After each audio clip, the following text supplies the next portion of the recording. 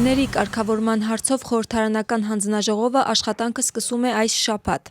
Ինչ ռեսուրսներ կան գները նվազեցնելու համար եւ ինչն է առաջացնում գների չափազանց բարձրացում։ Այս թեմաներով հանդիպումներ կանցկացվեն։ Խորհրդարանական հանձնաժողովում հրապարակայնորեն կլսեն ցանցային սուպերմարկետների, դիստրիբյուտոր եւ ներմուծող ընկերությունների, ինչպես նաեւ դեղագործական եւ վառելիքի բիզնեսի ներկայացուցիչներին։ Հանձնաժողովը բաղկացած է 14 անդամից, որոնցից 7 քվոտան հատկացվել է խորհրդարանական ընդդիմությանը։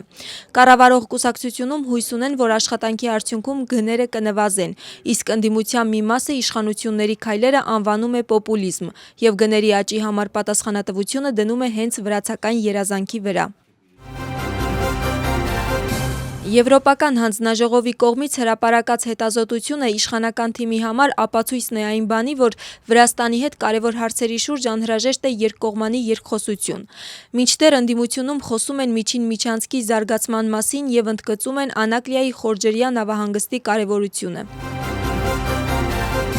Բուդապեշտի գլոբալ երկխոսությանը կմասնակցի Վրաստանի արտաքին գործերի նախարարը։ Մակա Բոճորիշվիլին պաշտոնական այցով գտնվում է Հունգարիայում։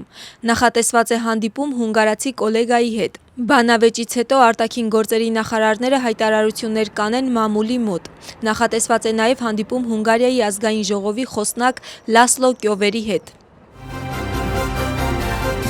Օլիմպիադայի բացմանը ԱՄՆ-ի փոխնախագահի եւ պետքարտուղարի հետ Վրաստանի նախագահի հանդիպմանը օգնում է Միխեիլ Ղավելաշվիլին։ Նրա հայտարարությամբ կայացել է ջերմ եւ անկեղծ հաղորդակցություն, որը ներառել է նաեւ գործնական զրույց։ Վրաստանի նախագահի պարզաբանմամբ Մարկո Ռուբիոն նշել է, որ նախորդ վարչակազմը Վրաստանի նկատմամբ մեծագույն բացասական վերաբերմունք կրողն էր, ինչը ներկայիս ամերիկյան վարչակազմը կփորձի շտկել։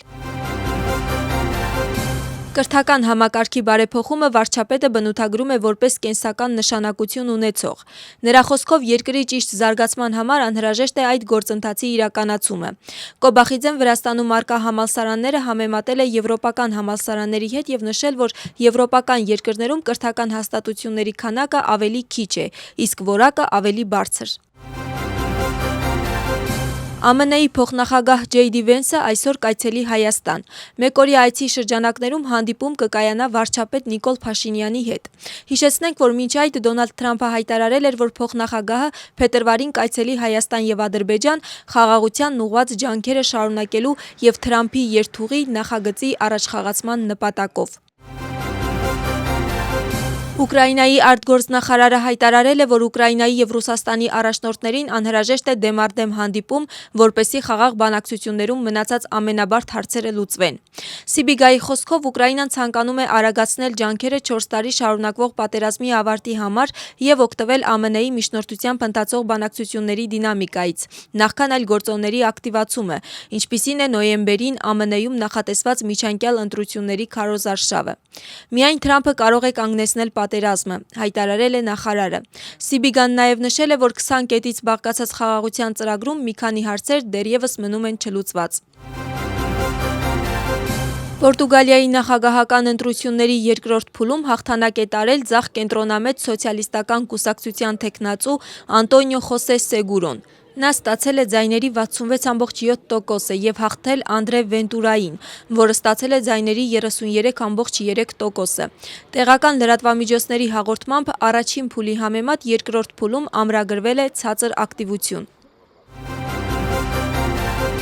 Հոկտեմբերի 4-ի գործով դատական նիստերը շարունակվում են։ Հետազոտում են մեղադրող կողմի ապացույցները։ Խոսքը վերաբերում է Վլադիմիր Գվելեսյանի, Սերգո Մեգրելիշվիլիի, Զուրաբ Ճավջանիձեի, Գյորգի Ռուրուայի, Ամիրան Դոլիշվիլիի, Անտոն Վարդանիձեի, Գիորգի Քորքիայի, Ալեքսանդրե Չիլաչավայի, Գենադի Կուպրեիշվիլիի, Լալա Իվանիձեի, Լևան Ջիքիայի, Սուլխան Տուղուշի, Խվիչա Գոգոխիայի եւ Ռամազ Մամուլաձեի վերաբերյալ մեղադրանքի դրվագներին։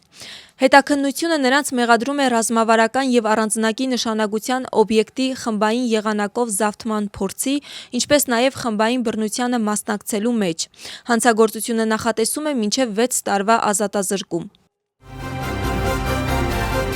Կազմակերպված խմբի կողմից առանձնապես խոշոր չափերով թմրամիջոցների ապօրինի ձեռքբերման, պահպանման և իրացմանը նպաստելու մեղադրանքով ձերբակալել են 2 անձանց՝ եղբայրների։ Հետաքննության տեղեկությամբ նրանք ալֆա-PFP թմրամիջոց են ձեռք բերել, պահպանել և հետագայում իրացրել։ Ոստիկանությունը առանձնապես խոշոր չափերով թմրամիջոց է առգրավել որպես իրեղեն ապացույց։ Հանցագործությունը նախատեսում է մինչև 20 տարվա կամ ցմահ ազատազրկում։